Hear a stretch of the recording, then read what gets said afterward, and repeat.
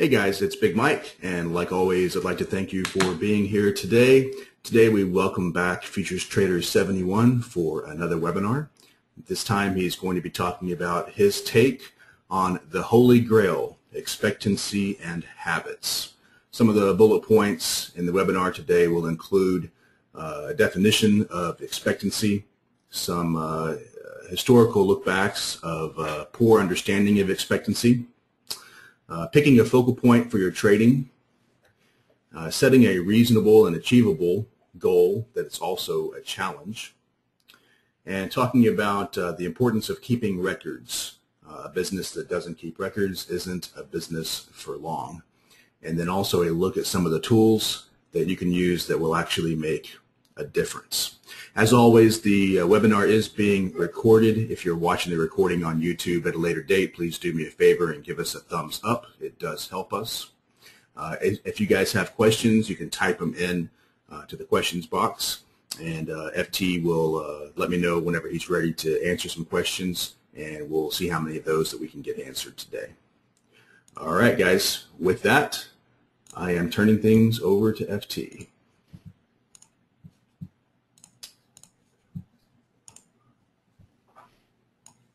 All right, you have control.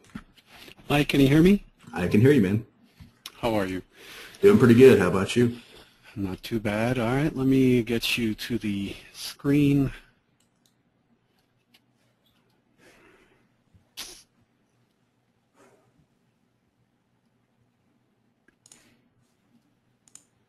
All right, we've got it. Okay, so you can all see that. Yeah. Cool. So thanks for having me on. The topic today in a series basically that we've been doing with Big Mike for how long? A year and a half now or something? Oh, man. Longer than that, I think. Yeah, something like that. Yeah, so this continues on the conversation. Mike probably will at some point recommend that you hit the AMA thread that's on Big Mike, and also check the archive for prior webinars to kind of build on this. So let me go over this really important topic. Before, the conversations were technical, then they became more on psychology, emotional capital, and things like that. Now I want to talk about the nitty-gritty of performance. So assuming you're on the path of kind of figuring out what you have to do to see success, we're going to move into the next space, which is how do you track success, how do you set goals and things like that. Without goals, then one of the bullets here is a ship without a rudder. It's the same concept in trading. Whoa, easy there, Tiger. So the topic is the Holy Grail of trading. Quick overview, who am I? I'm a Chicago-based professional futures trader. I started out in equities as a SOS bandit, just traded equities in and out, scalping all day in Florida. Then I started with futures and I never looked back. We can talk some other time about why I feel futures are much better for me. I'm a former owner of a proprietary trading firm. I used to basically trade for myself, and I started to back people, train fresh people who had not traded to trade company money, and I had a pretty substantial success rate doing that. And it's all about basically risk management and coaching. I'm a member of the CME Group. I'm also a licensed Eurex trader, and also I'm a principal managing partner of Stage 5 Trading. As a requirement, I have to read this out, the risk disclaimer. Trading futures, options on futures, and retail off-exchange foreign currency transactions involve substantial risk of loss and is not suitable for all investors. You should carefully consider whether trading is suitable for you in light of your circumstances, knowledge, and financial resources. You may lose all or more of your initial investment while trading futures because of leverage. Opinions, market data, and recommendations are subject to change at any time. Past performance is not indicative of future results. So we already talked about who I am. Let's take a trip to trading like a ship without a rudder. What does that mean? So I've been part of this brokerage for almost 2 years. The objective is to kind of take my prop experience and training experience and try to apply it to a much wider field globally. That's really the goal. Bring something outstanding to the world of futures trading. Based on my experience so far, these have been my personal observations. Most traders do not have a plan for how they're going to trade. They just kind of approach trading the same way they would approach a poker game or a casino. Most traders do not have any process goals set for trading. So your goals should be process-based goals, not dollar-based goals. Most people track their performance and how well they do based on how much money they're making. Most goals are dollar-based and are deceiving, because a dollar goal does not speak to the performance, your performance, and namely the execution of your plan. Making money on perfect performance, meaning excellent execution of your plan, is a whole different animal than making money by just trading. Okay, because when your performance is based on dollars, then you may end up making money and making dollars, but in a rough patch it would be very difficult for you to figure out why. I've gone through this, been trading for over 12 years professionally the whole time, full time. I've had periods of time where I'm making just relatively a lot of money, in a day, thousands of dollars in a day, and you think you've got it all figured out, and then you run into a rough patch, and there's just for weeks you have no idea what you're doing different, what you're doing wrong. That is because your goal or the way you measure your performance is dollar-based instead of a process-based goal. There's a huge difference, and it's an important point that I hope to impact you with today. Making a lot of money on poor execution or luck is not good performance. It's not sustainable performance, in my opinion. Most traders have not really come to terms with the random outcome of each trade. I mention this on every Big Mike webinar. This is another point that has to stick. Your edge is a probability over a large sample of data, whether it's back testing, hypothetical, journal, whatever. That's your edge. But the outcome of the very next trade is unknown and is unknowable. So you have to come to terms with that. And as soon as you come to terms with that, you recognize that without some sort of risk definition, without some sort of stop price, even if it's manual, you're really setting yourself up for some pain. So you have to come to terms with the random outcome of each trade. Most traders have not defined the risks to get that outcome. To get a winning trade, you have to put a loss on the line. The loss is your cost, is your fee for getting the upside, and those two go together. Waiting for the perfect trade and waiting for more information, more confirmation, and so forth causes price risk, and it actually dramatically reduces your ability to make money on your edge, whatever your edge is. So there's no way to define enough parameters to choke, a winner every time. So sitting there and waiting and waiting and waiting and waiting without some sort of a plan is a key problem. But worse than that is once you get in, you have not defined how much money you're willing to put up, how much money you're willing to lose in order to exercise that edge. That's a requirement. To me, all of these are synonymous to being the captain of a ship without a rudder or maps or a compass or crew or anything. You're basically just floating out there, randomly trading, randomly managing trades, randomly taking losses and profits.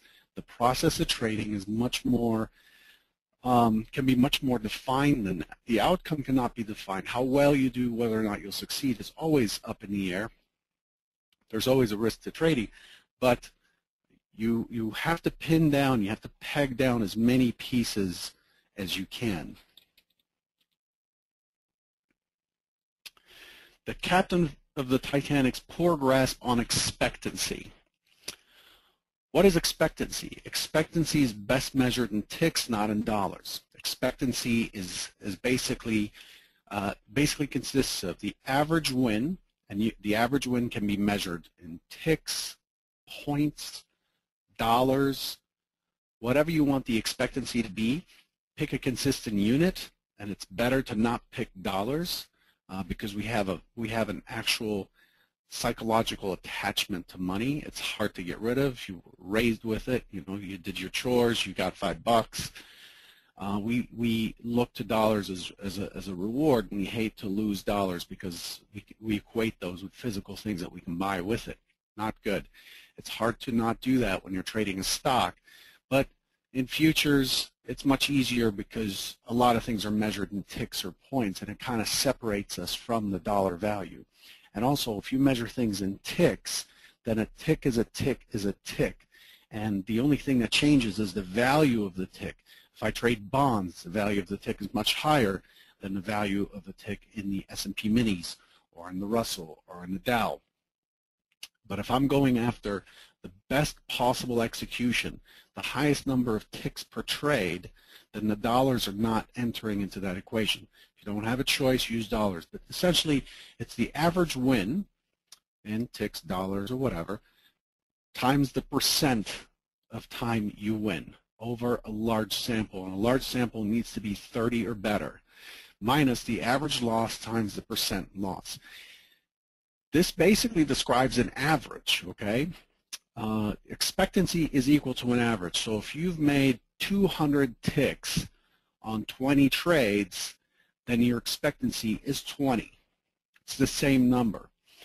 The difference is that with expectancy, you're breaking that average down into its two components. With expectancy, you can track the average win and the percent win, and as you build more samples, you'll find that you'll see how your percent win moves or changes as time goes by. Okay, so this means that maybe your average win is as good as it gets for your style. Maybe your average winner per trade is as far as it'll come because you're using a 333 tick chart. You like a smaller time frame. So now you have to look at your percent win and figure out what it's going to take to raise that to increase your expectancy. Whereas if you look at an average, it's not really describing anything.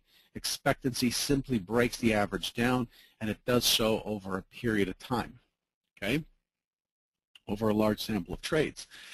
How is that different than just an average P&L number? Like I said, average P&L does not tell you which side of the equation needs work. Do you need to improve your targets runners, or do you need do you need better percent wins? That's what expectancy gives you. Knowing the potential return on the next trade using expectancy helps us plot and track a path to our journey, and this is what this webinar is about.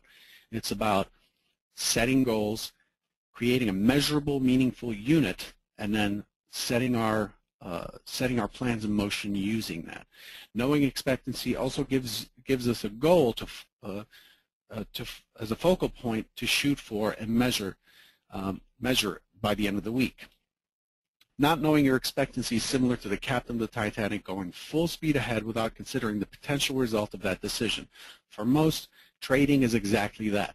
Go in there, get your broker to give you $500 margins, and just wing it. And there's no measurement mechanism, there's no tracking, there's no way to figure out what needs to be adjusted in order to improve your overall consistency.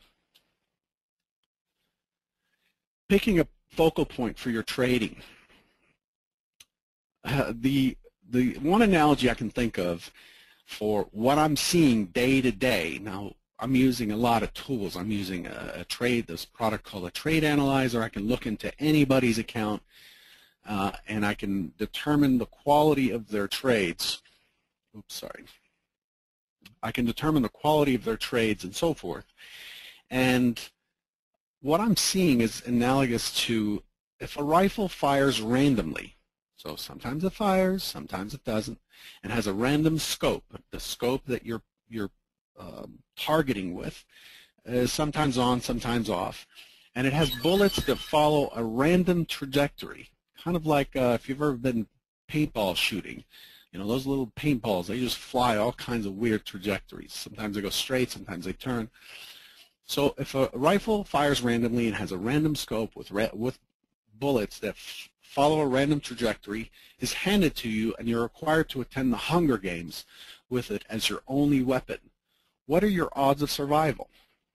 Give us a guess. Come on, let's see some answers. Let's see that you're awake. What are your odds? Come on. You guys awake? Negative. I just want to make sure that everybody's here. There we go. They had to think about it for a second. Not good, right? That's not good. But guess what? Without following what I'm suggesting here, you are essentially in the same boat. It seems like it's an exaggeration, but really it is not. It is the same process. Sometimes you'll take that setup, sometimes you won't. Sometimes you'll scratch it, sometimes you'll take a loss. Sometimes it's a 1 lot, sometimes it's a 4 lot. That's random firing, random management, random outcomes. There's no way, in my opinion, that you can adjust that to eke out more performance.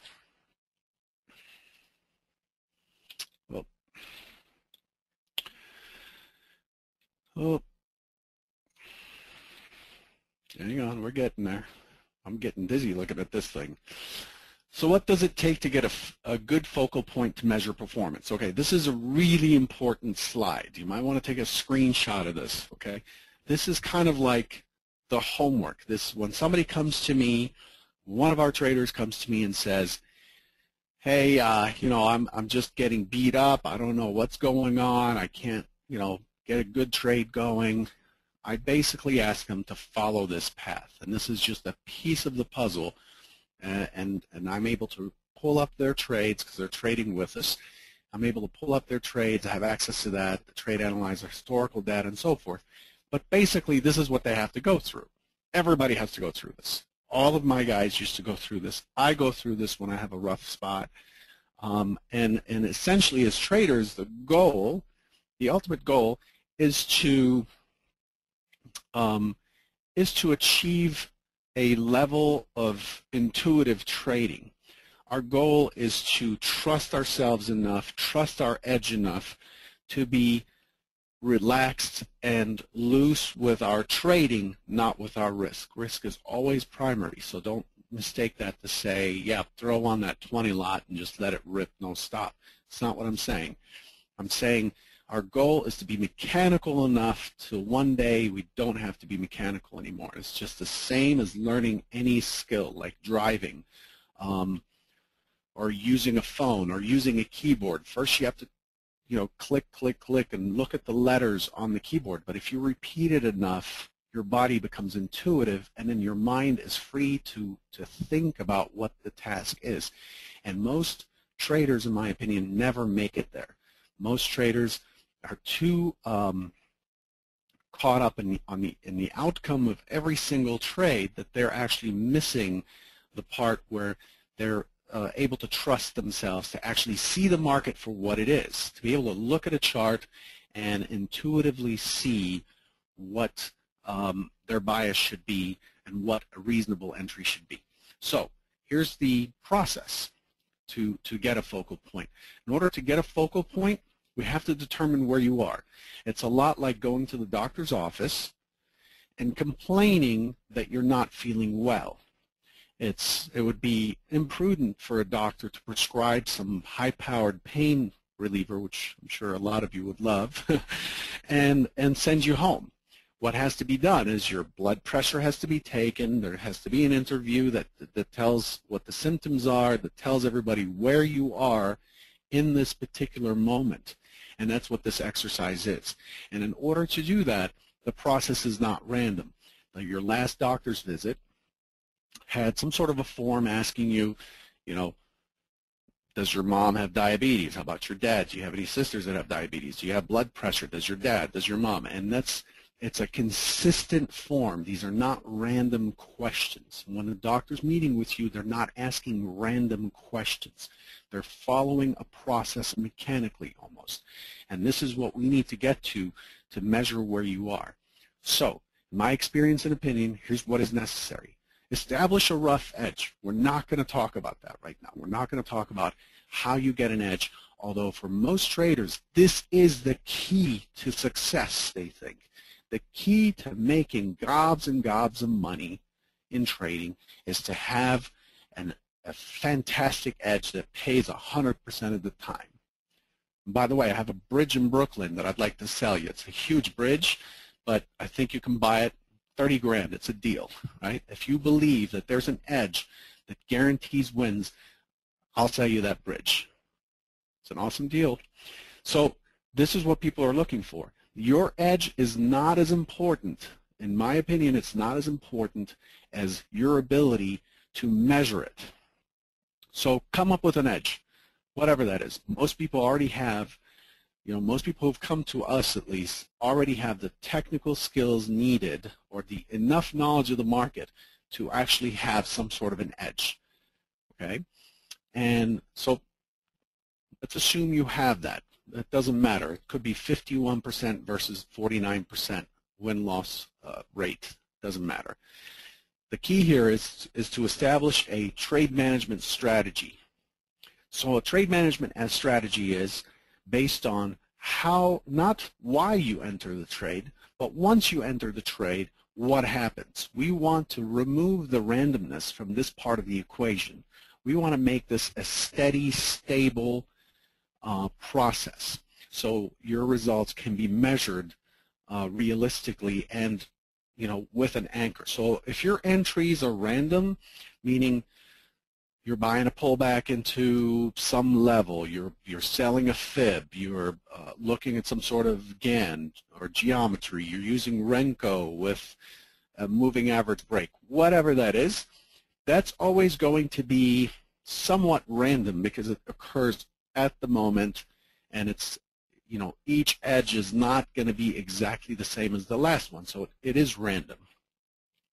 We can't control that part unless you're going to tell me that your trading system is fully mechanical. If your system is fully mechanical, then get out of here. You don't need this. You don't need to be listening to me.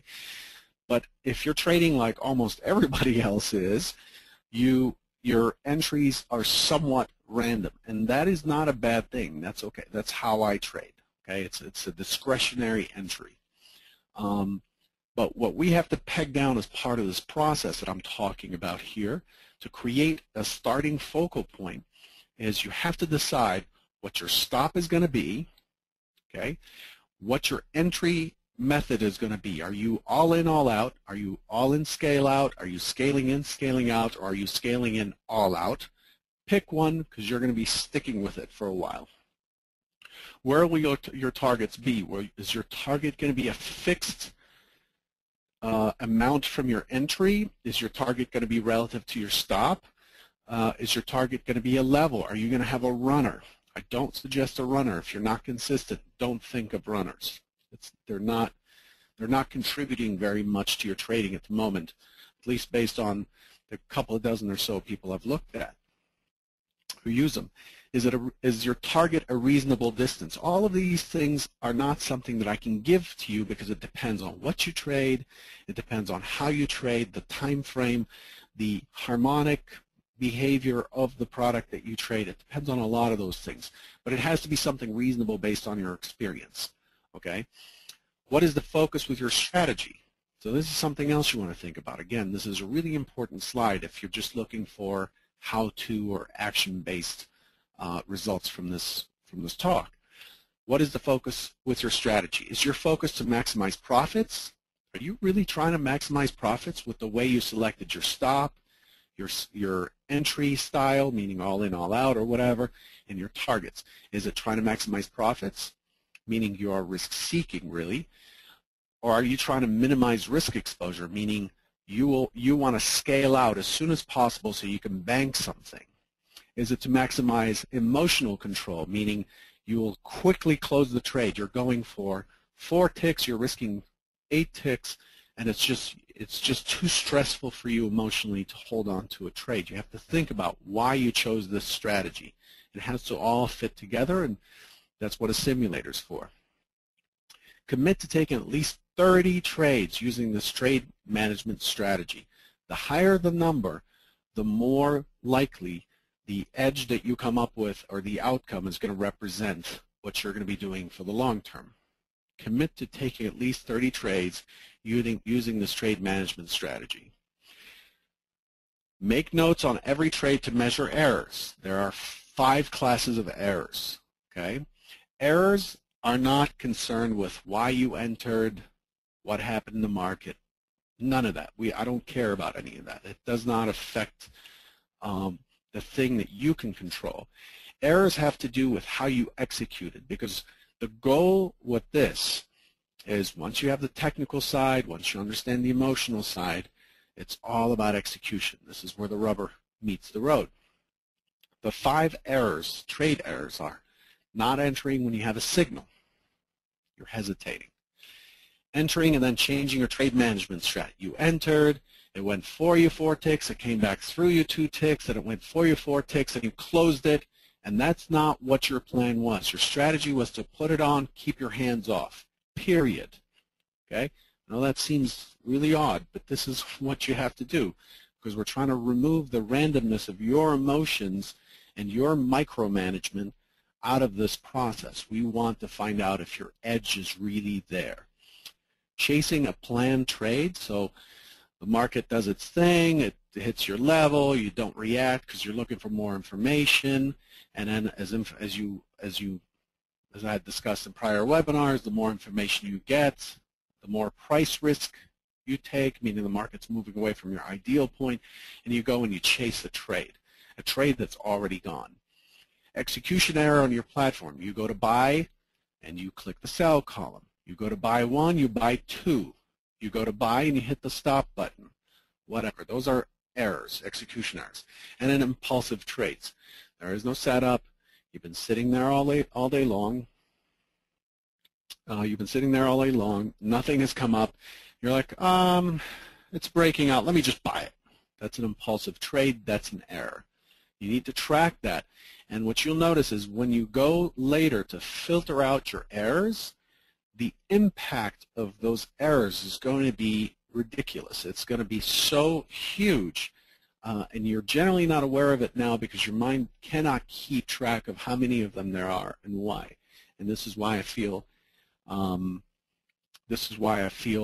you need to keep track of them, because you need to see what they're costing you. For anybody that's done this, for any of our traders that have done this, the results were jaw-dropping.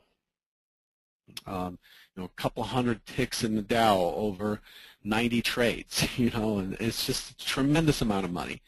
If you decide to change the trade management strategy, then you must start a new sample. You got to start the 30 trades over again. This is like a new laboratory batch. You have to start the process over.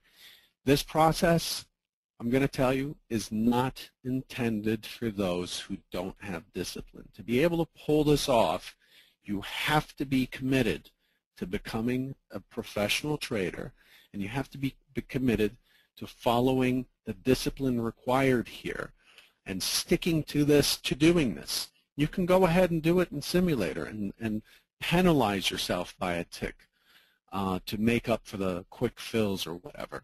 If you don't have a simulator, get in touch with me. I'll get you one. Once the series is done, the trader will have a better idea on how well the edge works. The ultimate goal, however, is to build intuition and trust in the trader that she can execute flawlessly. You have no idea what the value of that statement is. The ultimate goal, this is the Holy Grail, the ultimate goal is to build intuition and trust in the trader that he or she can execute flawlessly. If my execution is rock solid and under control, my mind and my emotions are free to see the market for what it is. There's no attachment, there's no fear, all of that. There's an indifference to the outcome of every trade. This is your goal, in my opinion. Next slide. What is a reasonable but challenging expectancy target? So once we have all of this, so let's say you go through and do the 30 trades, and now we have an expectancy. Let's say your expectancy that you came up with over these 30 trades is plus half a tick. Now we know where you are. Now we know that you're not, we shouldn't expect -3 ticks per trade or -15 ticks per trade. We know that you're at some number. Based on that number, now we can go ahead and set a reasonable but challenging expectancy target. I'll tell you the impact of this. If you know at the beginning of every week, that by the end of every week, that overall your expectancy has to be 1 tick, then what that's going to force you to do, in most cases, is to follow through with your plan, to be very focused on execution, and to not take stupid trades, not to take error trades. And because you know that a trade that was outside your plan that you got impulsive with is going to affect your expectancy quite heavily, because you're looking for a positive number of ticks per trade on average. Having a big negative number will bring your average down tremendously, because it is a negative number from a positive number. It's not a zero number, it's a negative number. So having that causes you to know where you're headed. Now you've got a rudder, now you've got a map, now you've got a compass, and now you can sail towards your port of interest, right? 3 key elements to setting an expectancy target. You have to know where you are now, which is what that prior slide is. This is what we're trying to establish here. Where are you now? You have to set a target that exceeds your best outcome now. So you have to look at your expectancy so far, look at the peak on the graph, and I'll show you what expectancy looks like on a live example from one of our traders, and pick that spot plus a little bit and make that your target for the end of the week. And until you achieve that target by the end of the week, you continue to hit that, to aim for that target until you get it. Once you get it, you increase it incrementally and on and on and on. This is like going from being a normal sit at your desk person to becoming a champion, dead weight lifter. And so you can't go out there and try to do a deadlift of 300 pounds tomorrow. It'll most likely tear out your back. What you have to do is build up, find out where you are now, and then build up. Add a few pounds on the bar, add a few pounds to build yourself to championship level. That coupled with, good eating habits, blah, blah, blah, sleep, diet, all that, you are much better, you're much more able to achieve your target. And this is kind of the process described in the prior slide and this one. This stuff is pretty dry. It's probably pretty boring to you, but I got to tell you that with psychology and this, you're holding the 2 main keys to actually getting somewhere in this career. Okay, so you need to stay with me here. You have to commit to this target. Let's look at a real-life example. So these are trades that were downloaded by just one of our traders, one of our clients. And this trader decided to start a sample on the 20th of June of this year. Okay, and what you have here, this area right here, this is information that comes from the S5 Trade Analyzer. The S5 Trade Analyzer looks like this. So it's a piece of software that you run that's connected to the trading platform, and it tracks your performance while you're in the trade, and then it tracks your performance once you're out. So what this trader ended up with is something like this. They click on Save, and they save the file as a CSV file, which then they can import into Excel. They put into this table. Okay? Once they put it into this table, all of these statistics are being measured. And this this whole rigmarole here is being replaced with an automated online trade analyzer that does this automatically and provides some pretty detailed statistics that's going to be launched soon. And that's another key important tool. And if you have that through your broker, or if you want to get it through a software vendor or whatever, in any case, you need these statistics, okay? So this is a real-life example of a person who selected a trade management plan. His trade management plan is 2 lots. He'll trade 2 lots. So his trade management strategy is 2 lots, a 6-tick stop, 6-tick first target, and 12-tick final target. Okay, and the setups are discretionary. Taking the trade is discretionary. This person describes themselves as a momentum trader, so they're basically buying pullbacks in the direction of a larger trend. And so they started to track their performance. And you can see this column here is expectancy.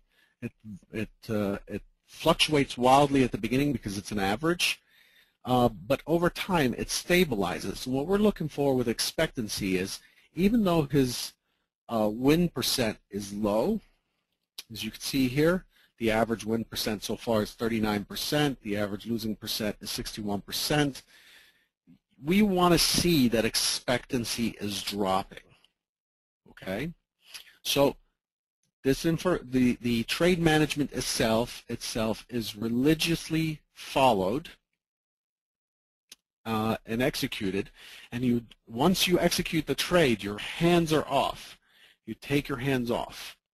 Okay, early on that's what he was doing, and then later he would move it 1 or 2 ticks slightly as far as his targets, based on some levels that he sees as obstacles to secure an exit. But for you, you have to make this stable. You have to make this fixed. You have to just keep your hands off the trading platform once you put it on. And then over time, the expected return is that you'll start to select better trades, more winning trades, and your expectancy will rise. So as you can see here, it's in the 30s, high 30s here on average. And as we scroll down, goes up to 42, 43, 44, 46%, 47%, 48, steady build to 50-50. 50-50, given his trade management scheme, gives him a 1.1 tick expectancy. What does that mean? That means that for every trade that this trader takes, I'm willing to bet that he's going to get about a tick return per trade. That seems like very little, but try it. It's counting all of your losses, counting all of your gains combined on an average. Being positive is a pretty good achievement. And by the way, many people start this exercise with a coin flip and retain these trade analyzer results, and the coin still beats their live results when I bring them in. Hey, FT. So, just real quick, sorry to interrupt. Yeah. Can you clarify, should these results include slippage and commission? You can, but it's slippage and commission, once you start getting a good expectancy, are such a small part of the equation that it's not something you need to worry about at the moment. At the moment, the thing that you have to deal with is just executing and then being disciplined enough to keep your hands off and let the trade work its way either to a stop or to a completed target. You can include your slippage and so on. By the way, these are live results, so whatever slippage, whatever execution problems there were are built into this. This is the only thing that is not included here is your costs, the exchange fees, regulatory fees, and commissions. They're not included in the tick value here, but I'm not too concerned about that. Like here, for a dollar or a 1.1 tick expectancy, essentially what this trader's pulling is about 13 bucks, something like that. 13.75, knock off $5 in commissions and costs. So overall, for this sample, the return with cost for this trader is about $8.75. You can build a career on that, believe it or not.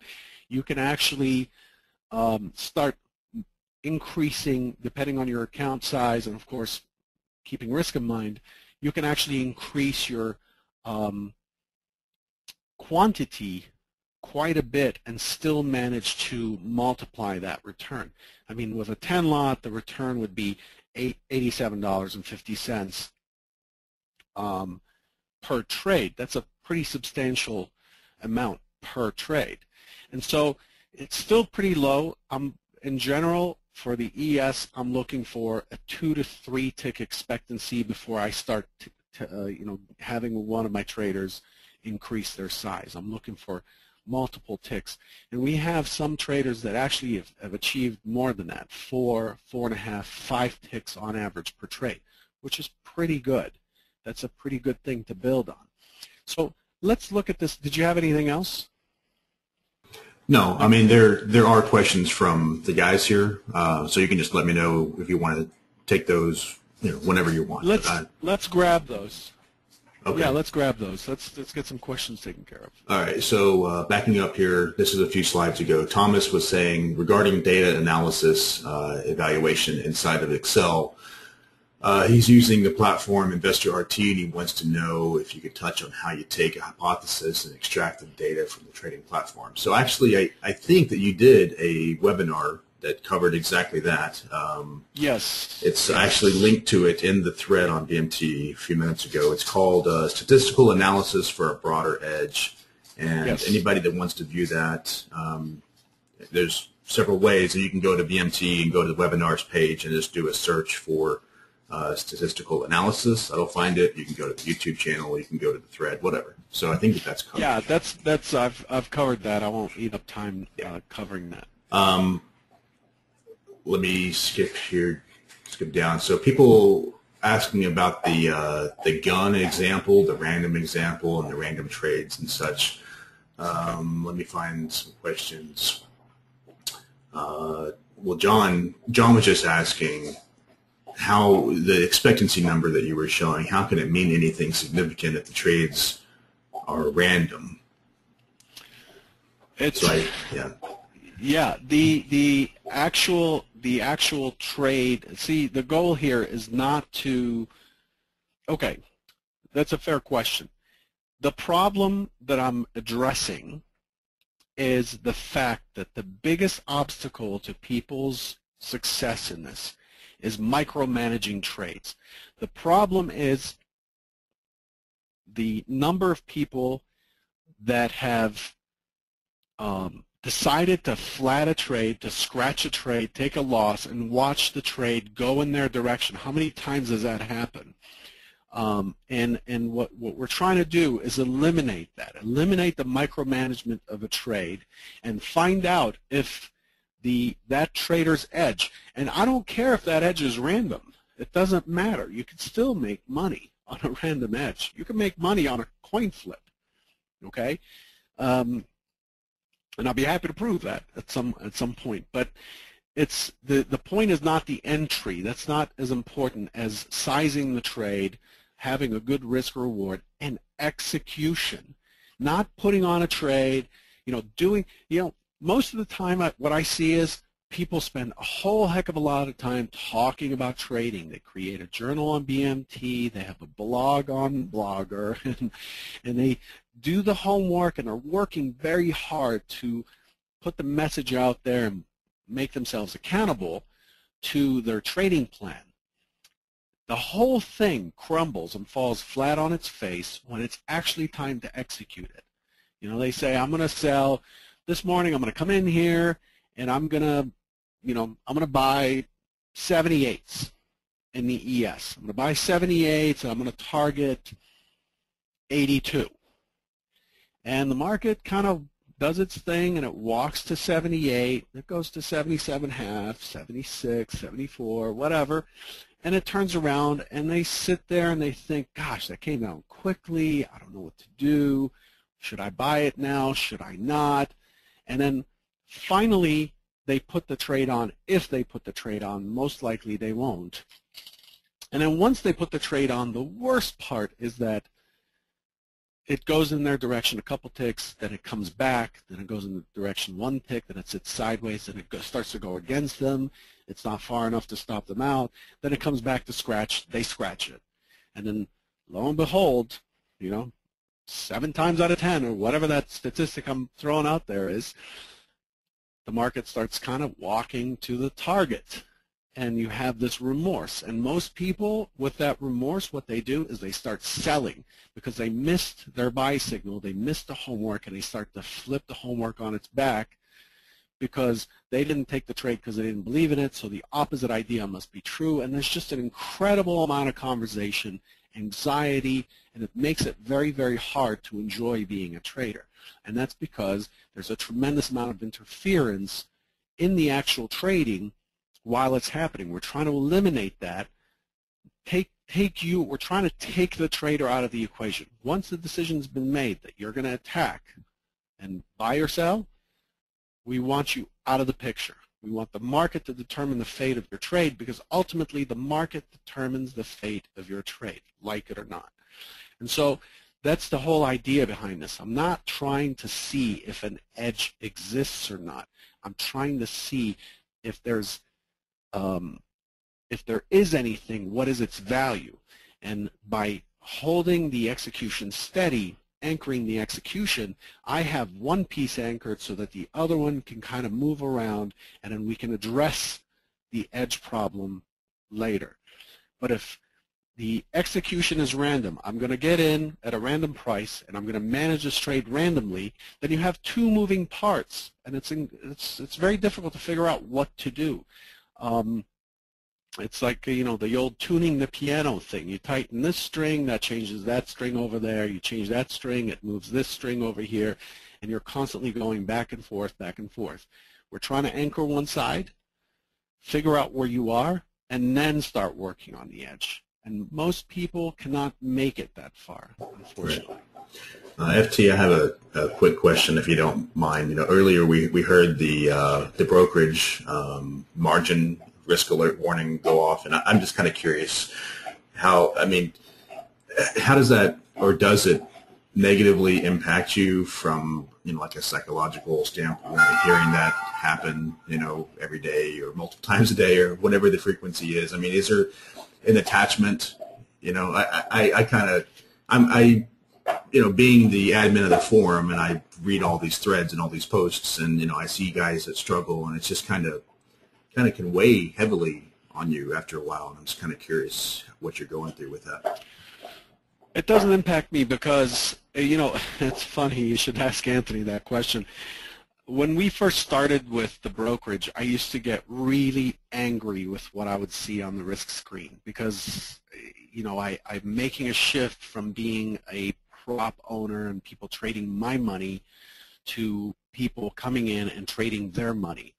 And to be blunt, it just pisses me off to see people trading their money stupidly, because I think they would be much better off just making a donation to a worthy cause rather than giving it to a bunch of funds or whatever, So it used to really, really bother me. It used to bother me while I'm trading, would take my focus off what I'm trying to do. However, I've done this long enough to know that, and I had a trading room with 12 people in it. And there are days when the person who makes the most money is getting pummeled, and the person who's never made money is having his best day. And you'd think there's a correlation, but it's random. It really is. There's no real specific thing that causes that. So you start to recognize that how people do is a function of so many things, because it's just such a complex process, and it doesn't affect me. I don't really care if everybody is having, if the risk alerts are going off like crazy. We have a siren for different levels and so forth. I still have to look up and see what's going on and blow people out if I have to. Don't usually have to. But it doesn't affect how I trade, because I know they're doing their thing. I know I'm doing my thing. I know I've done my thing long enough, and I know what I'm talking about, so that I just follow that plan Whereas other people, no matter what you do, no matter how much hand-holding you give them, they will still put themselves at risk. They will still gamble, and they'll still stick their necks out when they really shouldn't. So it doesn't affect me. It doesn't affect me much at all. I don't really care what someone else's view on the market is. It could be Richard Dennis. It could be Sakata. It could be any one of these big traders. And if they say the market's going to tank today and I see an opportunity to buy, I will buy it.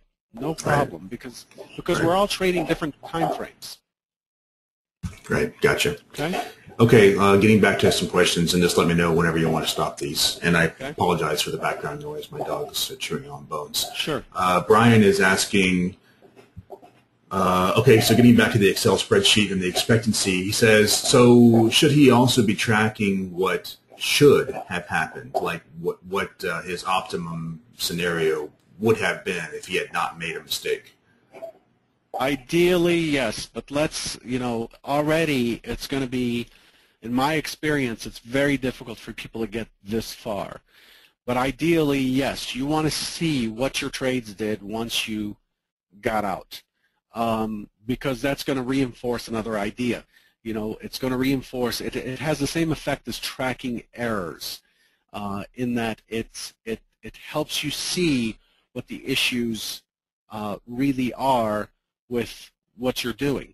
If you're getting out too early and the median trade happens to squeeze out another 4 ticks, then you need to consider maybe increasing your target by 2 ticks. But let's not get to that. The problem right now confronting everyone that I'm looking to address with this webinar is people's ability to just follow the plan. Just do what you're supposed to do. Do it so much, or do it enough to trust that you'll always do what's right. And that's the key right now. That's what's missing. The ability to execute like a professional, execute like a Marine about to break into someone's house for an inspection in Fallujah or whatever. If you don't execute it right, you could end up with a bullet, Right. That's how serious it has to be. Stock trader Ben is asking, can you give some examples on what a good expectancy actually is? A good expectancy? So think like of I think you said 2 ticks, right, on the ES. But yeah, I mean, can 2 you? Ticks, yeah. 2 ticks is $25 per trade. Given all of your losses and gains and whatnot, 2 ticks is a good expectancy. Now, it's all relative because you have to put it in context. 2 ticks on Big Mike's trades, which are swing trades, right. is not so great, right? Because no. you're taking tremendous risk for 2 ticks. But for a day trader holding trades, taking trades for 3-4 points at a time in the ES, 2 ticks is okay, because you're able to take more size. The way you can improve that and get a return and get an income out of it is to trade more size. Make sure everything's relative. The risk is relative to your account. Risk comes first. You trade more size and execute for ticks so that ultimately the ticks are the same. So you're going for the same number of ticks. You increase your size. That's why we don't like to track things in dollars. We don't want to see our P&L on the DOM. We don't want to see dollars anywhere. Don't care about dollars while I trade. So increase your size, and now a $25 per tick per trade return on a 20 lot really means something. And nothing has changed because the execution on the S&P is practically the same, for 3 lots as it is for 15 or 20 lots. It really is. Mike is asking the question regarding the Stage 5 Trade Analyzer. He wants to know, is it available or does it work on sim accounts or demo accounts, or is it only for live cash trading? No, it's available for demo. It's available for demo, and yeah, anybody who has an account, and there's I think a 2-week demo that can be extended or something. I'm not sure, you'd have to talk to a broker, but it works on demo as well as live. we want people to move from demo because your demons are going to come out when you're demoing, when you're trading live. So it's better to go live on a smaller product than to demo forever. But you can test your plan and do this exercise on the demo. But if your live plan is to have a target, let's say for this particular fellow here whose spreadsheet we're looking at, instead of having a 6-tick and a 12-tick target, when you're in demo, you're going to use a 7-tick and 13-tick target. Why? Your stop stays the same, but your target has to be increased by a tick. Why in demo? Anybody? Bueller? There we go. Yeah, demo gets instant fill. That's right. Like the demo is going to give you instant fill. The S5 trader, it has an algorithm to try to queue you, but it doesn't work every time. If you put in an order outside of the depth of market, where the market's actually trading, it can only assume that you're first in line. But if you put your order where there are offers or bids there, it actually tries to queue you. No matter what, you need to go and add a tick to your exits, but you don't add a tick to your stops. Why? Why don't you add a tick to your stops? Why don't you penalize your stops? Because stops are market orders. Stops are market orders. They're going to be traded practically the same in real life because it's a market order. It's already penalizing you a tick. Right. So that's the only difference when you're practicing. Rex has a question. So earlier, I forget who asked. Somebody asked. He said if the setups are random, if everything's random, then how does he define an edge? And we talked about the last webinar that you did. But Rex was saying that he's watched that webinar and he doesn't remember hearing a specific answer. I guess he's talking about. Actually, I'm not sure what he's talking about. If he's talking about a specific answer and how to overcome the randomness, or if he's talking about defining an edge, because my recollection of that webinar was that you went into great detail of how to prove or define an edge. I mean, everybody has their own ideas on where to get the edge from, but defining and proving that it is actually an edge is exactly what was covered. So maybe Rex can clarify. Yeah, well, I know what's being asked. Okay. In the example he gives, with the blackjack, he played blackjack and memorized a statistically perfect play, and knowing that the casino has a slight edge over a large number of hands. Trading is not like that because you're making decisions in trading on price movement. And the price movement is caused by human beings, and human beings can be predicted to a small extent. I can predict that if I got on the bus on the way home here in the city of Chicago and went and found the biggest guy on the bus and walked up to him and said, hey, beep, beep, beep, beep, and called him a bunch of names that I'm censoring out, I predict that I'm probably going to get a fist to my face. It's predictable, right? But I cannot predict how he's going to feel about that interaction hours from now or days from now. So the market has these habits, and those habits change with time. They change with context, with news, the price of crude oil, what's happening in China, what's happening in Syria. It changes all the time. Again, this does not apply to you if you're a mechanical trader and you're taking a specific edge that shows up every single time, and you're just eking out an edge over a much, much larger sample. This is for us regular traders. And for us regular traders, there is a measure of randomness because that is built into the human psyche and to human behavior. Remember, the market's driven by fear and greed. The reason the market upticks or downticks is because somebody else believes that it'll downtick even further when they sell it. They're not selling it so it can stay at that price. They think it'll go lower. And if others agree and step in, then it goes even further, and then it gets emotional, and it overshoots. And those things have their own randomness. But that's not your edge. Your edge is not as defined by many, many, many books, in my opinion. Your edge comes mainly from your ability to execute under under the conditions that you have set up, under the homework that you have studied, and so forth. It's not the same as playing a game with specific outcomes. And so look at it this way. Another way to look at it is, in poker, there are hands that you need to get to win. Those hands are defined, period. They're it's a set sample of hands. It's a flush, it's three of a kind, it's blah, blah, blah, right? In trading, the sets of hands is infinite. So it's a very different game. Blackjack, like you said, you can encompass all the statistical possibilities and try to execute on those possibilities. In trading, the possibilities are almost infinite, and they're dependent on time, on volume, on price, on correlation, on spreads, on so many different things. And so the biggest part of your edge is your ability to execute under any condition, just like Michael Jordan's ability to score when he's being manned by two guys in the key, and he's able to maneuver. He didn't study that exact same condition before he went out in the game that night. He just intuitively believes in his ability to execute and the skill he has in order to create that edge.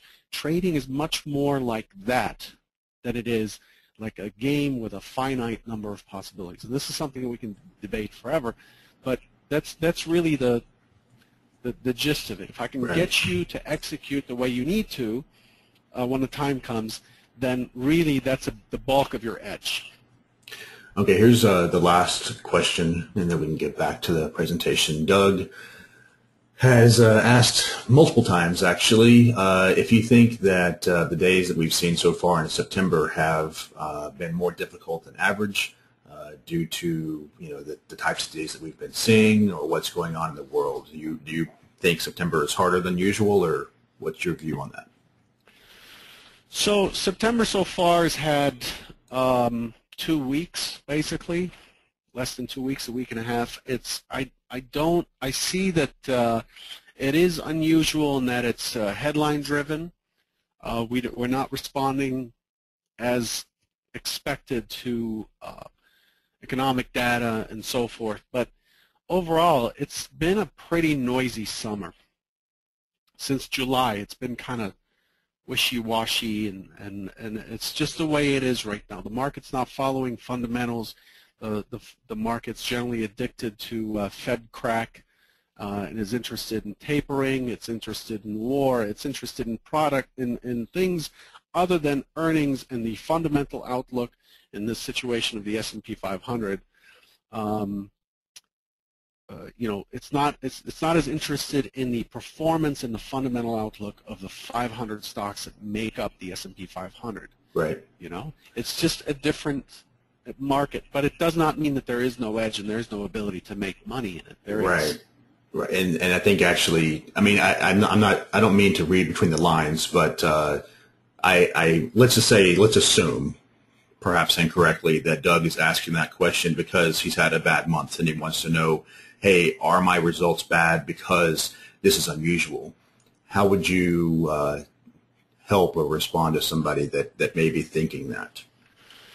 That's a difficult one to answer, and I'd have to say that it's not really related to the topic at hand, and I think we might lose people here. But maybe we can hit that some other time. But really, back to the basics. But you got to be responsible, right? I mean, that's the first and foremost. You got to accept responsibility. It doesn't matter if it's unusual or not, right? You traded it. Define the culprit, and the only way to define it is to have what we're talking about here. Same thing. You have to track what your performance is. Yep. So back to this. So we looked at a real life example, and the goal is to track this over time. Here's what looks like really a typical expectancy curve. Okay, and had this trader decided to change from trading momentum pullbacks to fibs or to moving average crossovers, what you would notice in the expectancy is that it'll experience another dip like this, like that, and then stabilize and either go flat in the negative, meaning there's no edge, or get above and then get flat because now it's time for this person to increase size, and that's the edge that they're going to have to get. With this trader, again, these are live trades that were taken since July 21st. With this trader, they've experienced their dips. They've had lapses. When I look at their trade log back here, I see that they're taking much bigger losses than they should have. And so they've had lapses, but overall, as they consistently do this every day, as they instill the habit and the power of habit, the mind starts to free itself of the noise, the execution gets quieter, and things get simpler in my experience.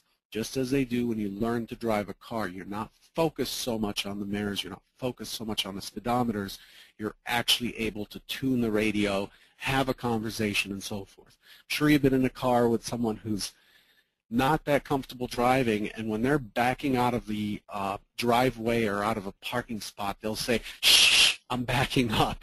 And they have to put their full focus on doing that activity, and that's where a large number of people are, in my opinion. And what you want to be is that driver that just says, yeah, let's keep talking, and then you just do it almost intuitively, not even remembering how you backed out. Really, you want to get trading to a point of muscle memory with consistent execution, and that's the goal of this conversation. I'm not talking about edges versus no edge, MACDs versus stochastics or CCIs. All of those items have an edge.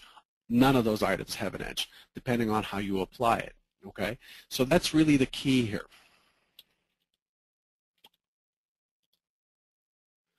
Whoa. So that brings us to the next item. A business that does not keep records isn't a business for long. And this is true for your trading business. It's true for your bakery, your donut shop, your accounting business, whatever. You need to keep track of your execution and the return in the business. So I want to ask everybody, just stick with me for a moment. How many, and honestly, nobody can see your answers except maybe Mike, I guess. How many are keeping an execution journal? An execution journal is a journal that basically has a blurb for every trade that is taken or executed. How many are keeping an execution journal? Okay, we're reaching about 20 at this point. Getting almost to 30. It's pretty good. We're past 15% of all attendees, or 10%. Okay, so some are not doing it. You need to keep an execution journal. It's important. And it could be, so the next step for this particular trader is to create a column, not worry so much about these stats, but to create a column in here called error number. Okay, you can go up here and number is 5 errors, and then just type what the error number is. Even if it's a winner, we want to know what the error is. And we want to know what's the value of those errors. How much have they cost you?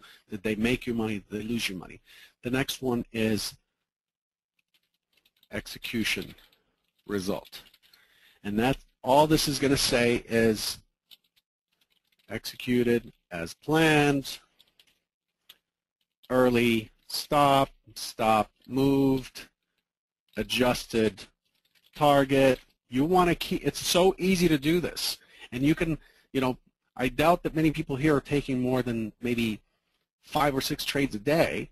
So you can write this on a little Post-it note and then transfer it once you save your trade analyzer results or whatever software you're using and export your fills or whatever. You can just write it out and review it once a week. And it'll take 2 to 3 weeks for you to go back and review this, for this to go, oh my God, I can't believe I keep doing the same darn thing. And it's something that we forget because our mind cannot hold on to so many details. But somehow, some way, you're going to need to figure out how to do an execution journal. How many are keeping records? Just trade records, not just printing out the statements, Not just putting the statement in a Google folder, Google Mail folder, whatever, but you're keeping records of your trades. Similar to this. You're keeping a record to what you did. What's the win rate? What is your expectancy right now? If I asked you, hey, Adam, what is your expectancy? You should know what that is. You should know what that is because it's your art. It's your lifeblood in this business. 3.56 for John. Dang. Oh, negative. Okay. How many are keeping a P&L journal? This is the most common journal out there. People are amazing at keeping P&L journals because they want to know how they're doing on a dollar-for-dollar basis. This is the least important of all journals. It's the least important. Until you're out there swinging 20, 30, 40 lots, it really isn't giving you as much bang for the buck as keeping an execution journal and keeping a record for the performance of your trades. Now, a P&L journal is better than nothing, but a P&L journal is giving you a small portion of the story. It's just giving you a dollar value of the story, and it's not giving you any context for how that dollar value was extracted. How many are keeping a statistical journal? A statistical journal. A statistical journal basically says you'd have setup, you'd have mid, IB breakout, whatever. And then what you can do then is come in here and filter for that particular setup. Okay, let me look at my mid trades, on my mid trades, and then you can sum those columns and figure out on your mid trades that got executed with no errors, so you'd filter out for no errors, what is your statistical outcome for that particular setup? If you know your setups. If you don't know your setups, you need to not be exact, but you need to have some idea of naming them. Give it an approximate name and keep track of that. And then soon you'll find that there are setups that just need to go, just need to be dropped because the risk-reward ratio on them is very poor. That's a statistical journal. Okay. In your opinion, if you could only pick one of the four, which one is the most important? Which one? Which one do you think is going to give you the most bang for your time? If you could only keep one journal, because you just have ADD and can't focus for very long. So some of you have said execution, some of you have said statistics, and some of you have said records, and one has said P&L. Statistics don't matter if your execution is random and poor. P&L does not matter if your execution is random and poor. Okay? So execution is the business that you're in.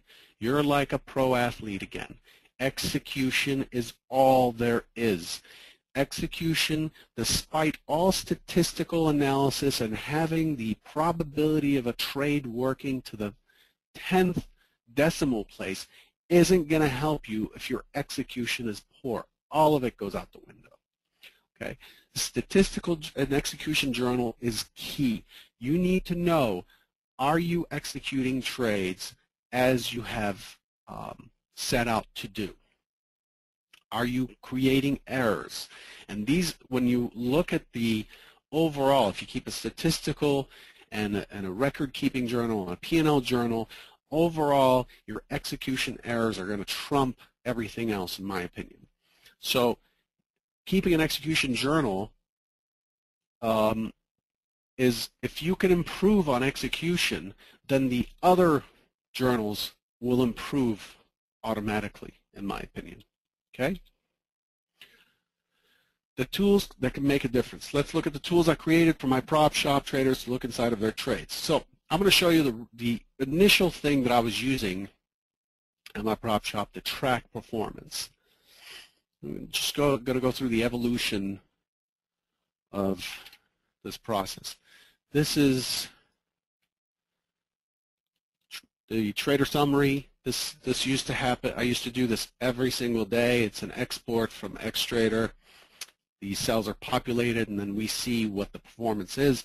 This, however, is actual. These are actual trades taken by a stage 5 client trader way back, and it's tracking this person's performance. And because I'm showing you this, regulations require me to do it in dollars and to include the cost of commissions. It's just normally we don't track dollars, we're tracking it in points. So this is the only column that would exist, and we've had to kind of change it and include the cost of commissions. In here, there's a commission of $4 round term, which is kind of low, but essentially this is how I started. I'm tracking a histogram of how many ticks gained, lost, and so forth, and the frequency. The more this graph moves to the right, the more profitable the trader is. We want the outliers to be on the right where there's positive ticks, not negative ticks.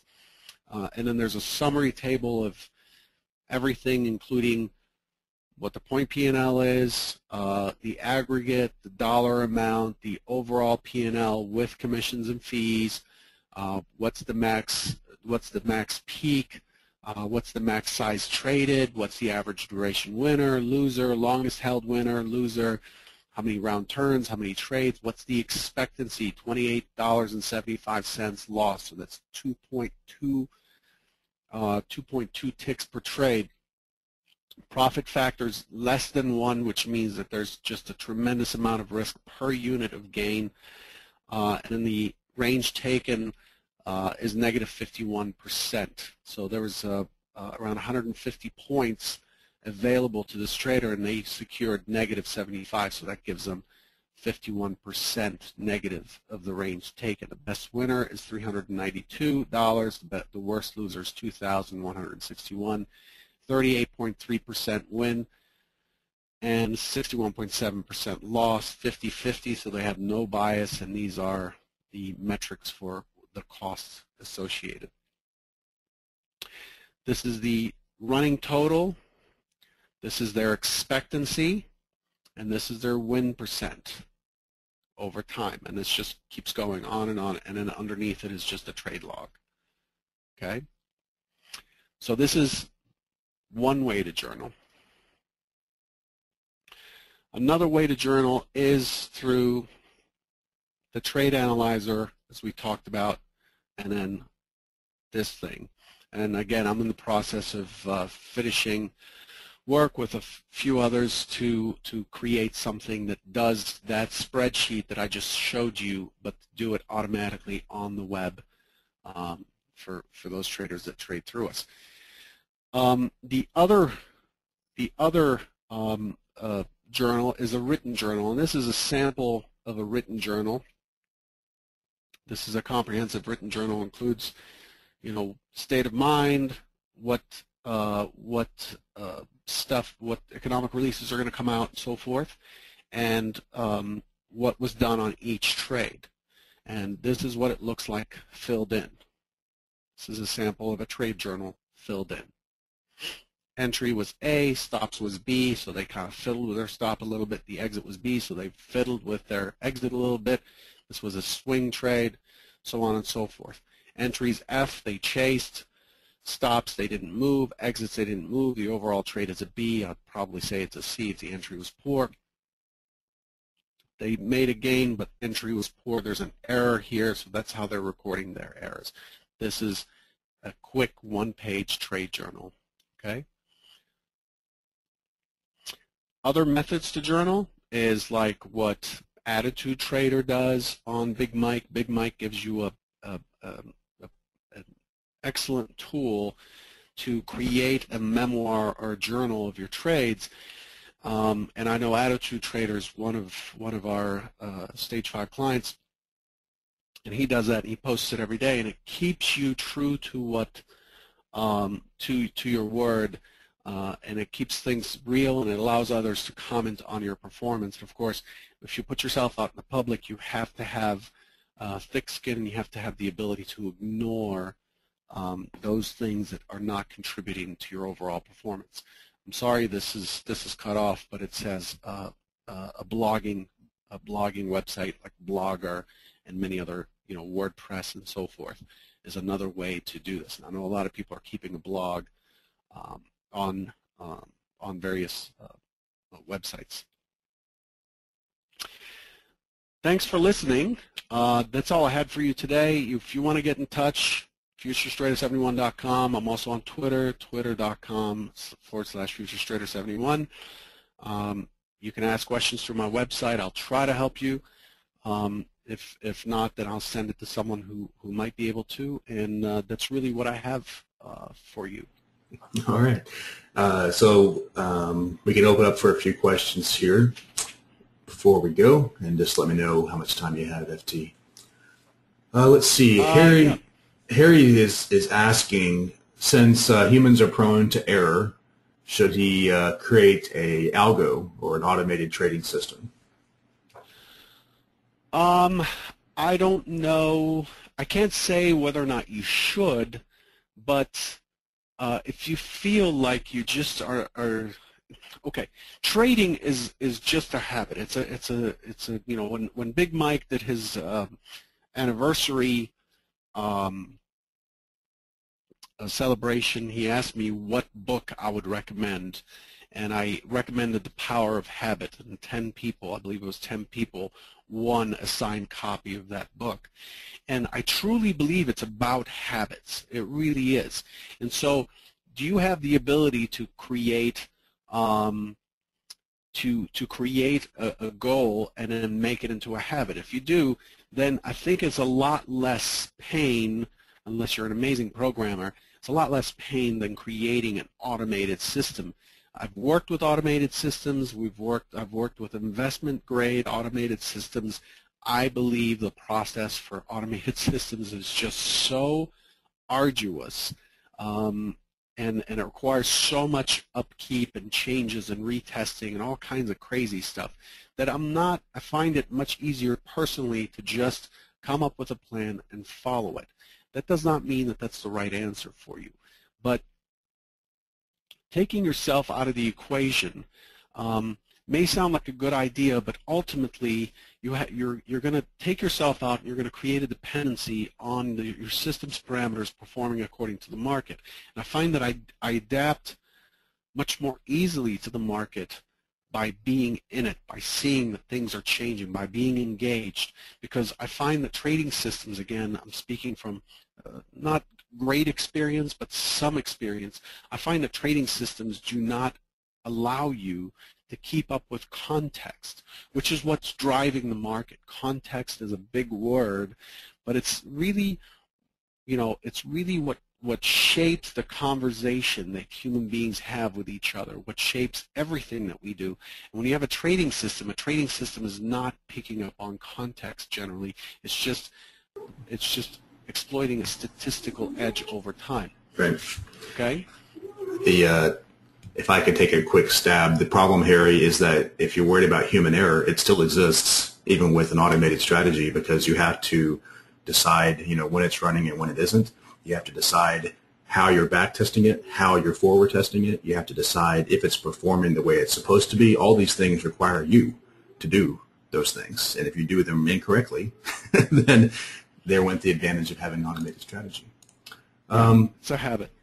Stock Trader Ben asking about risk and reward. So he basically says that everybody throws that phrase around a lot, and he wants to know what the importance is of measuring risk to reward in the context of everything else that you've told us.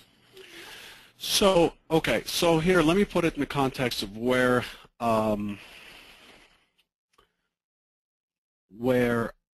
I put risk reward, okay?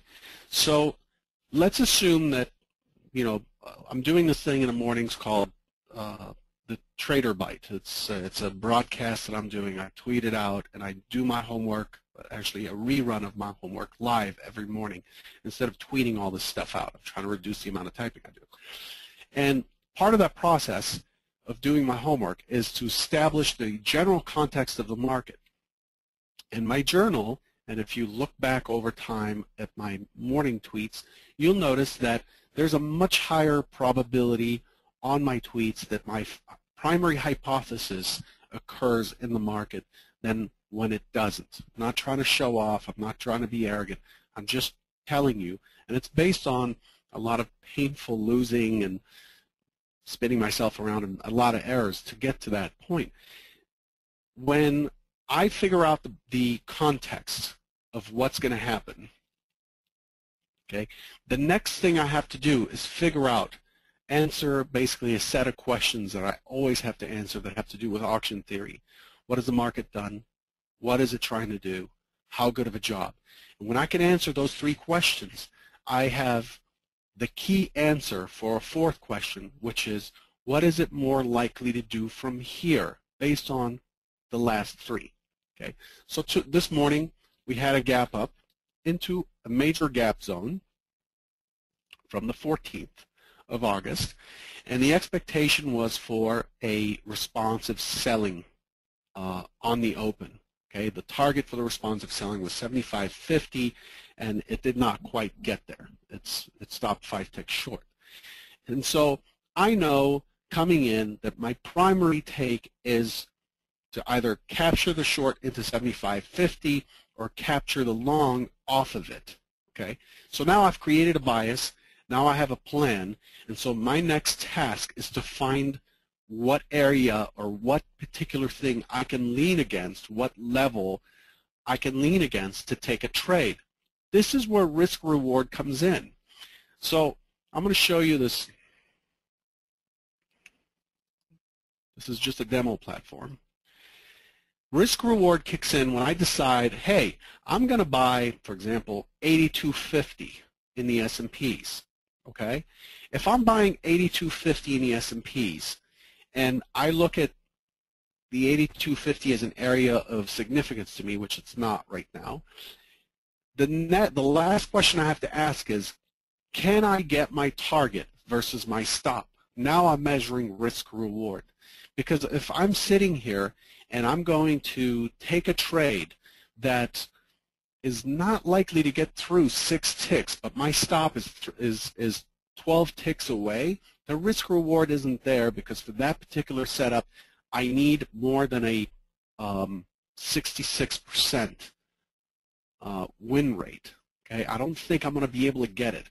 So risk-reward fits as just one slot into a set of parameters that I'm looking for to take the trade. And these parameters occur very, very quickly. It makes it sound, it sounds like a pilot's checklist, but it's not that complicated.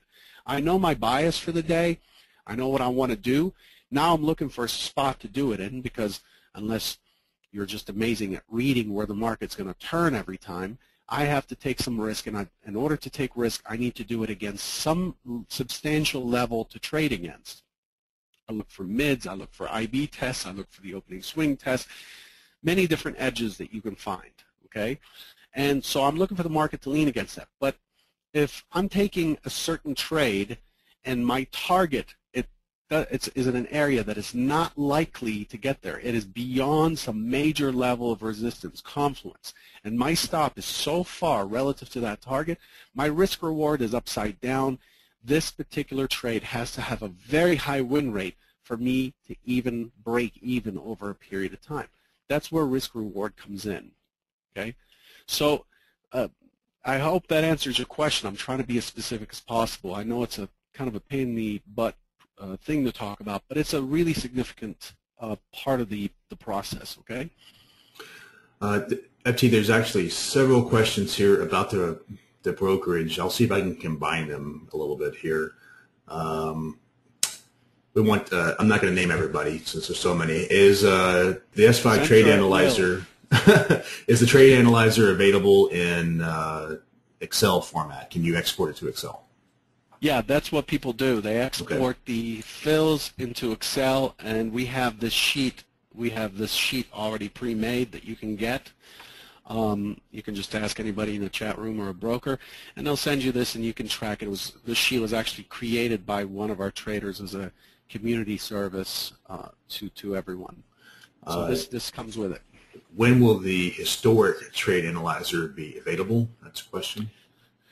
Man, It was supposed to be released a little bit ago, but it's just difficult to work with so much data. We're trying to bring in a tremendous amount of fills and so forth to keep people's historic data from April 1st going forward. It's, you know, over 250,000 lines of fills, and so we've run into a lot of issues there. But it's something that I've been working very hard to get out. It's almost there. It's almost there. I can't give you a deadline. Anybody that's worked with technology knows that it's like construction. You know, what's promised and what's delivered, the dates, there's always just a lot of slippage, and it's not in anybody's control. I can't give you a date. What platforms does the Stage 5 Trade Analyzer work with? Currently, it works with the S5 Trader, which is through OpenECRI, and you know, eventually I'd like to have it pull in our Ninja fills, because we're an independent IB, and you know, we work with various clearing firms, and we have access to pretty much any trading platform out there, including Ninja and so forth. But eventually, I'd like to be able to connect it to Zenfire and Rithmic and whatnot. But right now, we just need to launch it with S5 Trader, and then work on the others as we move on. Okay. I think there's two left on the Stage 5 stuff. This guy wants to know, he says, how much are commissions? I don't get involved in that process. I'm not into sales. I have brokers that do that. I suggest you go to, if you don't mind me giving the website. No, go ahead. Mike. I suggest you just swing in at Stage 5, the number 5 trading.com. I think I have it on the picture here. I'm a principal. I have a financial interest in the firm. You need to know that. But here's the website, stage5trading.com, and ask a broker for that, because pricing depends on how much activity there is, what you're looking for, and so forth. I just don't get involved in that process. Yeah, I think the last question was somebody earlier was asking, what is the process? Is there a demo available? How do they sign up, et cetera? Yeah, you can without even getting an account, you're welcome to try out a demo. I suggest you do that. I suggest you get yourself in a position where you're really ready to take advantage of it. When you're sent the demo login, you'll have a follow-up by a broker. They're not the pestering kind of brokers, the nice guys. And they'll send you the links to get the trade analyzer. They'll send you the link to get the spreadsheet, and so on and so forth. The chat room in that environment is only available to live traders. But really, the goal here is not to sell you on a brokerage. I'm not on Big Mike to sell you on a brokerage. I'm on Big Mike to get you to trade well. Because if I can get you to trade well, you'll be around for a while, and that's good for everybody, including yourself and your family and so forth, right? So, okay. Thanks, FT. A couple more questions if you have time. Martin wants to know how familiar you are with Van Tharp. He's done a lot of work on risk. And he's talking specifically about measuring R as a normalizing it by stop size, if you do that or not, or why you don't. I actually, Van Tharp was one of the earliest books I read. Trading Your Way to Financial Freedom was one of the earliest books I read when I started to trade, and I'm familiar with the 1R, 2R, 3R as a measurement return to risk. I don't really use it. It's more intuitive for me, but he's very good. Van Tharp is very good at understanding the balance between risk and reward, expectancy, and so forth. A lot of my ideas that formed how I manage trades, trade management for my own trading and for my fund and so forth, are all based on a lot of Van Tharp ideas, and that's where the credit needs to go. So I'm on board with that, but I don't sit here and measure how many R's I'm getting per trade. That's not how it works. Right. Okay. Doc is asking about the ES. He says, if you're looking for 2 points on the ES, and then do you quit for the day? He wants to know. Okay. I guess he's just asking, whether or not he should quit for the day. I guess is that. That's a good one. One of the things that we're tracking as part of the historic trade analyzer is your return on per time of day. Okay, so there's a chart there that says here's what your performance has been for a certain time of the day. My answer to this is, if your execution is outstanding and you have achieved your goal for the day, and now you're moving into a period, let's say 11 Central or noon Eastern moving forward, chances are you should probably take a walk. But if you got your 2 points on your first trade of the day, the idea here is not to get 2 points and go away. The idea here is to execute perfectly. And to execute perfectly, you need to take the next trade and the next trade and the next trade with risk in mind, having established a daily loss limit and having established how much you're going to risk per trade. So you're not going to learn much by coming in, taking one trade, and disappearing. It's just not enough trades to get you the sample sizable enough to really make an important decision on, which is, should I be trading 100 lots, given the method that I've got now that's got a positive expectancy. I don't quit when I'm up for the day, because my P&L is not some sort of chart that I trade off of. I don't stop on a 38.2% pullback of my peak P&L for the day. I'm trading the market. If the market's giving me an edge, I'm going to take it. I'm going to take it every time, and I'm going to execute it mechanically as much as possible. Right. So I don't believe in quitting. Now, that's separate. That advice is kind of parked to the side. If you've had 2, 3, 4 days where you've just kind of gotten pounded, then I'm going to say, hit one. If you're up, go away. Hit one. If you're up, go away. Because the goal then is to build your emotional confidence and to kind of put together some positive days to free your mind from all the fear. That's a different case. I don't know where you are in that spectrum, so I can't really comment. But those are the two situations. Right. Speaking of emotions, here's a question I have for you that I get asked, or I see asked on the forum quite a lot. So FT, I don't know what kind of size you're trading, but why don't you add a zero? Why don't you add 2 zeros? What's holding you back? Well, I have to trade relative to my account size, for one. So my risk per trade has to be within 2%, 2 to 3% on the high end when I'm adding in a zone.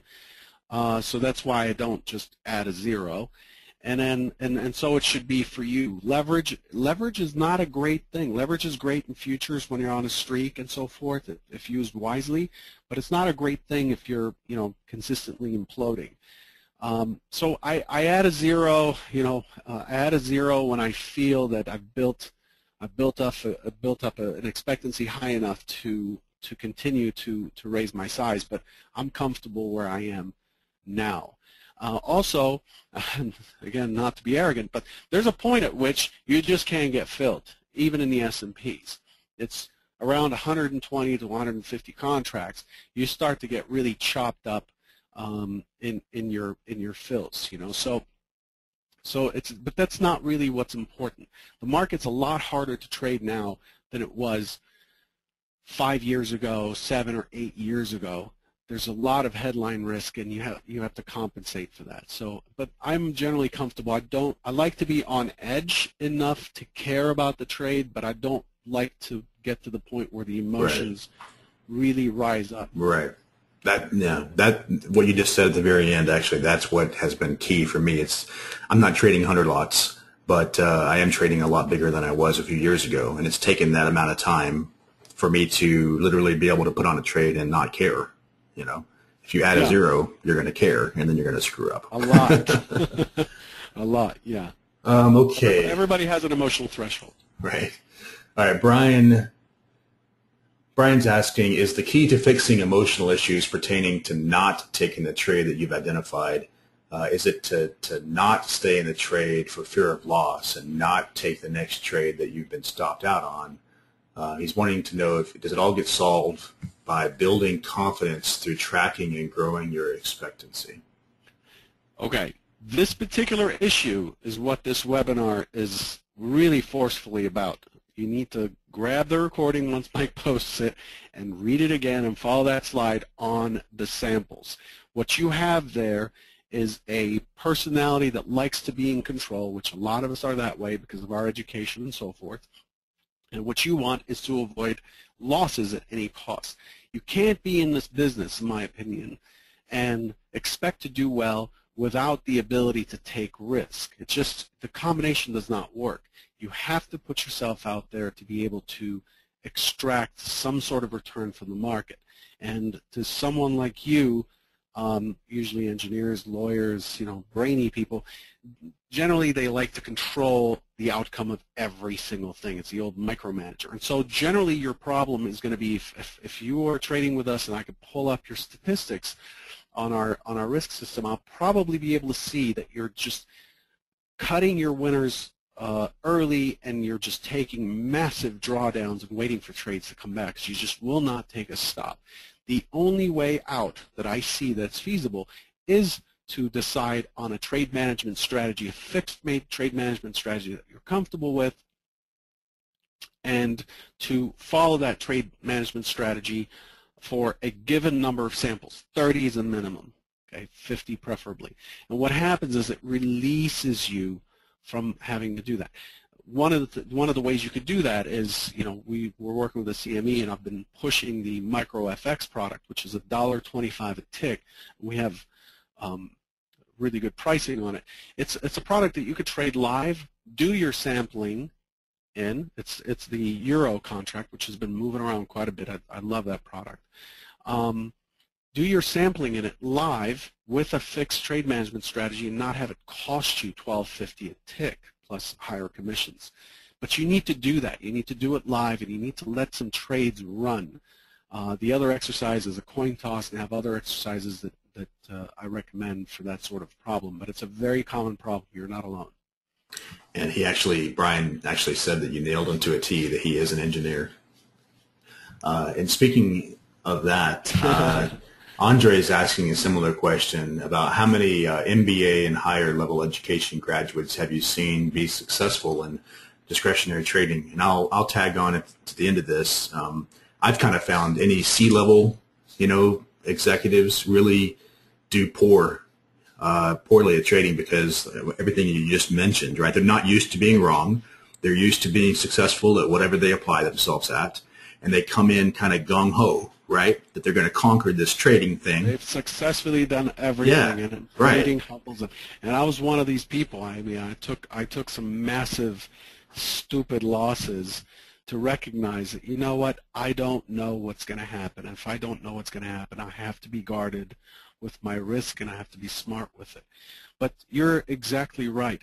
Now, how many of those people? We have quite a few lawyers. We have quite a few doctors. We have a lot of tech guys, like network guys, project managers, and so forth that apply, that have accounts with us. So I see a lot of the same issues and talk a lot about the same issues in our twice-a-week webinars that we have for our traders.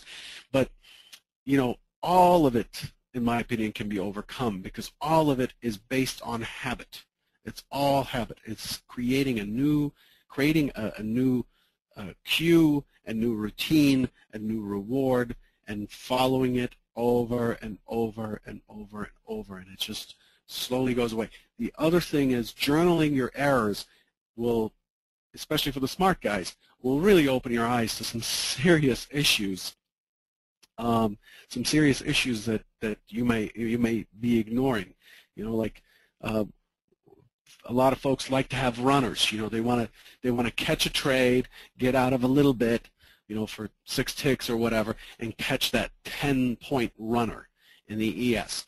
And so what happens is, what if you cut off all those runners?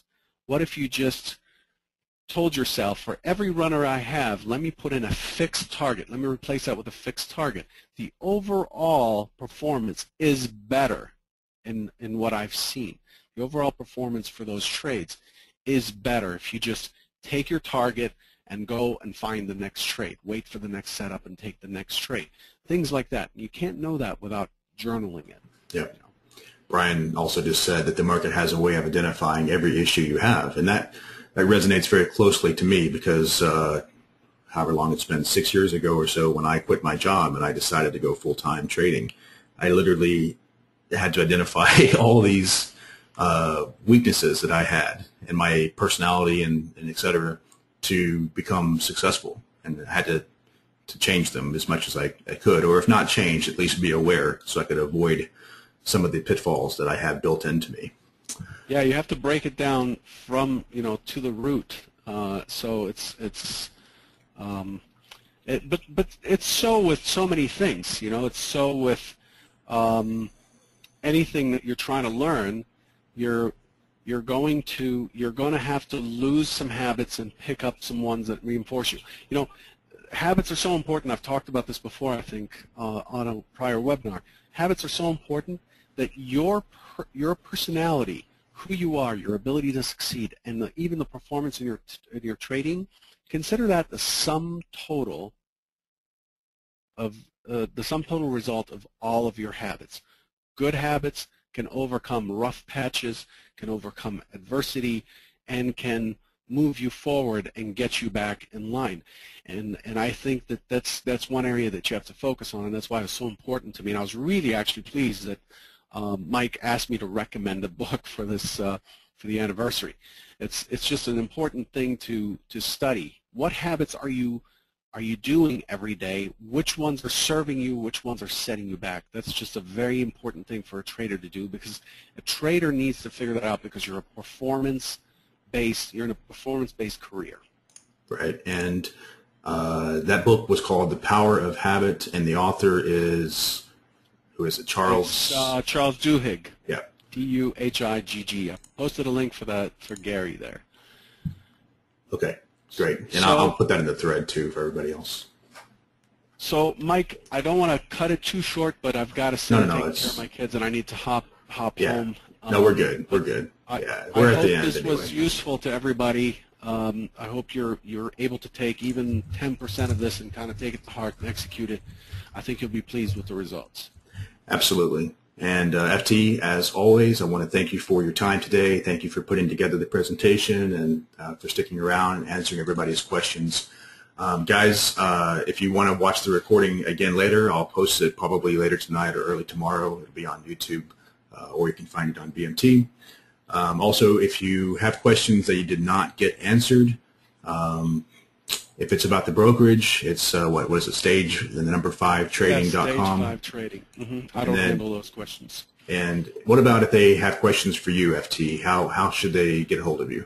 So we have that AMA thread on Big Mike, which I need to get back to and answer. The other one is to just go to futuretrader71.com and just hit the contact form and get a hold of me that way. It's better, though, to go on the AMA and ask a question there. That way I respond and everybody sees it. Right, exactly. All right, guys. So you can find that on bigmiketrading.com. Just do a search, AMA, that stands for Ask Me Anything, and then FT71. And I know that we've missed the last couple of weeks due to I was sick and then I was out of the country, and we're going to get back on track on that pretty soon. So we'll be doing another one here pretty soon. All right, guys. Awesome. Thanks, FT. I'll see everybody. Thanks. Right, bye. Bye.